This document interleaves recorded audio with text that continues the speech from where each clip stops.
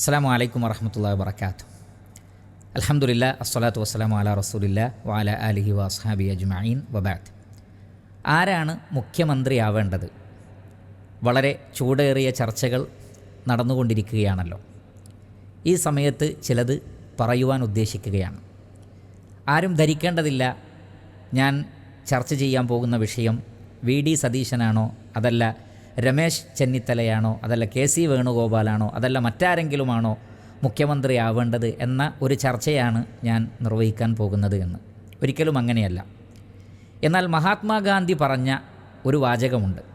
1937 July 27 വീക്കിലിയായിട്ടുള്ള Harijan എന്ന് പറയുന്ന ജേണലിൽ അദ്ദേഹം പറഞ്ഞൊരു കാര്യമുണ്ട്. സ്വതന്ത്ര ഇന്ത്യയിൽ ഞാൻ ആഗ്രഹിക്കുന്നത് ഉമർ ഇബ്നുൽ ഖത്താബ് റളിയല്ലാഹു അൻഹുവിൻ്റെ ഭരണമാണ്.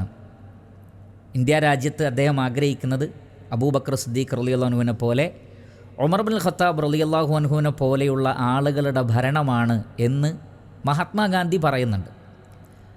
മഹാത്മാഗാന്ധി അതുകൊണ്ട് ഉദ്ദേശിച്ചത് ഇന്ത്യയിൽ ഇസ്ലാമിക ഭരണം വരണം, ജനാധിപത്യമല്ല വേണ്ടത് എന്നർത്ഥത്തിലല്ല. മറിച്ച് അദ്ദേഹം അവിടെ ഉദ്ദേശിച്ച ഒരു പോയിൻ്റ് ഉണ്ട്. അത് ആ ലേഖനത്തിൽ പറയുന്നത്, സ്വയം ലളിതമായ ജീവിതം നയിക്കുന്നതോടൊപ്പം ജനങ്ങളെ സേവിക്കുകയും ജനങ്ങളുടെ സേവനമാണ് യഥാർത്ഥ ഭരണം കൊണ്ട് ലക്ഷ്യമാക്കുന്നത് എന്ന് ഉറച്ച് വിശ്വസിക്കുകയും ചെയ്യുന്ന ആളുകളുടെ ഭരണമാണ് ഇന്ത്യയിൽ വേണ്ടത് എന്നാണ്. അതല്ലാതെ ഞാനാണ് അധികാരി, ഞാൻ ജനങ്ങളുടെ മേൽ അധികാരമുള്ളവനാണ്, അതുകൊണ്ട് ജനങ്ങളെ ഭരിക്കേണ്ടവനാണ് ഞാൻ എന്ന ചിന്തയല്ല. മറിച്ച് ജനങ്ങൾക്ക് സർവീസ് ചെയ്യേണ്ടുന്ന, ഖിദ്മത്ത് ചെയ്യേണ്ടുന്ന വളരെ വലിയ ഉത്തരവാദിത്തമാണ് ഏൽപ്പിക്കപ്പെട്ടിട്ടുള്ളത്. അതുകൊണ്ട് പൊതുജനങ്ങളെ കൊള്ളയടിക്കാതെ, അവരുടെ ധനം കവർന്നെടുക്കാതെ, അവരെ വഞ്ചിക്കാതെ ഉത്തരവാദിത്തങ്ങൾ നിർവഹിക്കുന്ന ഉത്തരവാദിത്ത ബോധമുള്ള ഭരണാധികാരികളാണ് ഇന്ത്യയിൽ വരേണ്ടത് എന്നാണ് അദ്ദേഹം സൂചിപ്പിച്ചിട്ടുള്ളത്. ഇസ്ലാമിൻ്റെ രാഷ്ട്രീയമെന്ന് പറയുമ്പോൾ ഇസ്ലാമിലെ രാഷ്ട്രീയത്തിൻ്റെ ഏറ്റവും അടിസ്ഥാനപരമായ ഒരു കാര്യം, അത് നേരത്തെ ഗാന്ധിജി തന്നെ സൂചിപ്പിച്ച മഹാനായ ഉമർ ഇബ്നുൽ ഖത്താബ് റളിയല്ലാഹു അൻഹു പറഞ്ഞിട്ടുണ്ട്.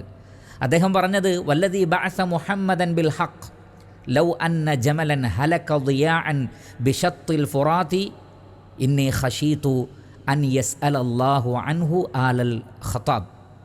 അദ്ദേഹം പറയുന്നത്, യൂഫ്രട്ടീസിൻ്റെ തീരത്ത് അഥവാ എൻ്റെ അധികാര പരിധിയുടെ ഉള്ളിലുള്ള ഏതെങ്കിലും ഒരു പ്രദേശത്ത്, അതല്ലെങ്കിൽ ഒരു പുഴയുടെ തീരത്ത്, ഏതെങ്കിലും ഒരു താഴ്വാരത്തിൽ ഒരു ഒട്ടകം സുരക്ഷിതത്വം ലഭിക്കാതെ, സംരക്ഷണം ലഭിക്കാതെ മരിച്ചുപോയാൽ അല്ലാഹു സുബ്ഹാനഹു വ തആല ഉമറിനോടും ഉമറിൻ്റെ ആളുകളോടും അതിനെക്കുറിച്ച് ചോദിക്കുമെന്നതിനെ ഞാൻ ഭയപ്പെടുന്നു.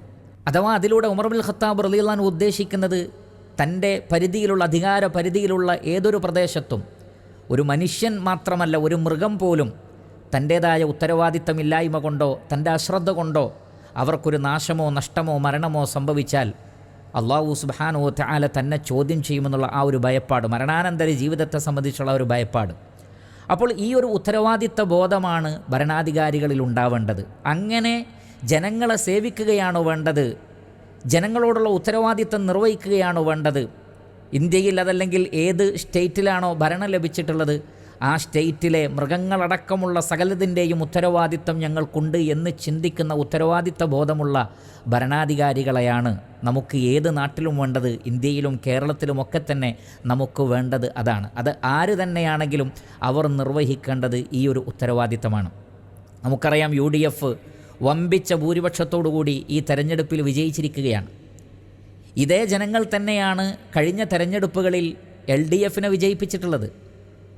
അതേ ആളുകൾ UDFനെ ഇപ്പോൾ വിജയിപ്പിക്കാനുള്ള കാരണം, യഥാർത്ഥത്തിൽ കേരളത്തിലെ ജനങ്ങളെന്ന് പറയുന്നത് കോൺഗ്രസ് അതല്ലെങ്കിൽ കമ്മ്യൂണിസ്റ്റ് പാർട്ടി, അതിനെ ഒരു ആത്യന്തികമായി തങ്ങളുടേതായി കാണുന്ന ഒരു രീതിയിലല്ല ജനങ്ങൾ ചിന്തിക്കുന്നത്. മറിച്ച് അവരെ സംബന്ധിച്ചിടത്തോളം അവർക്ക് വേണ്ടത് സുരക്ഷിതത്വമാണ്, അവരുടെ ഉപജീവനവുമായി ബന്ധപ്പെട്ട കാര്യങ്ങളിലുള്ള കൃത്യതയാണ്,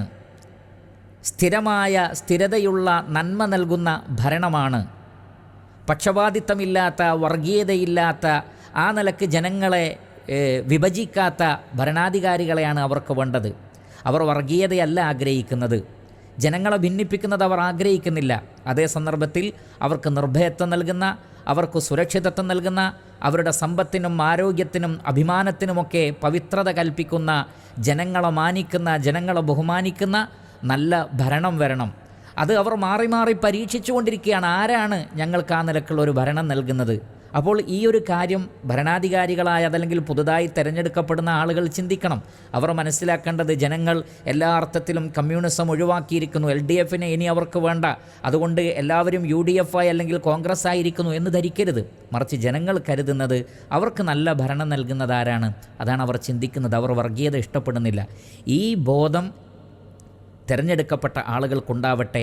ആ നിലയ്ക്ക് ജനങ്ങളെ സേവിക്കുക എന്നുള്ളത്, അവർക്ക് തുല്യത നൽകുക, അവരുടെ ആരോഗ്യരംഗത്തും അവരുടെ സാമ്പത്തിക രംഗത്തുമൊക്കെ അവർക്ക് സുരക്ഷിതത്വവും നല്ലതായ തീരുമാനങ്ങളും നൽകുക എന്നുള്ളത് അതിനൊരു ബാധ്യതയായി കാണുന്ന ഭരണാധികാരികളാണ്, മുഖ്യമന്ത്രിമാരാണ്, മന്ത്രിമാരാണ്, MLA മാരാണ് നമ്മുടെ നാടിന് വേണ്ടത്. ഇസ്ലാം ആ വിഷയത്തിൽ മുന്നോട്ട് വെക്കുന്ന കാഴ്ചപ്പാട് ജനങ്ങൾക്ക് കൃത്യമായ നീതി നൽകുക എന്നുള്ളതാണ്. ഇതാണ് ഈ സന്ദർഭത്തിൽ ഓർമ്മപ്പെടുത്താനുള്ളത്. കേരളത്തിന് ആ നിലക്കുള്ള ഒരു നല്ല മുഖ്യമന്ത്രിയെ ലഭിക്കാൻ നമുക്ക് പ്രാർത്ഥിക്കാം. അല്ലാഹു സുബ്ഹാനഹു വ തആല അനുഗ്രഹിക്കട്ടെ. വസല്ലല്ലാഹു അലാ നബിയിന മുഹമ്മദിൻ വ ആലിഹി വസഹ്ബിഹി അജ്മഈൻ വൽഹംദുലില്ലാഹി റബ്ബിൽ ആലമീൻ.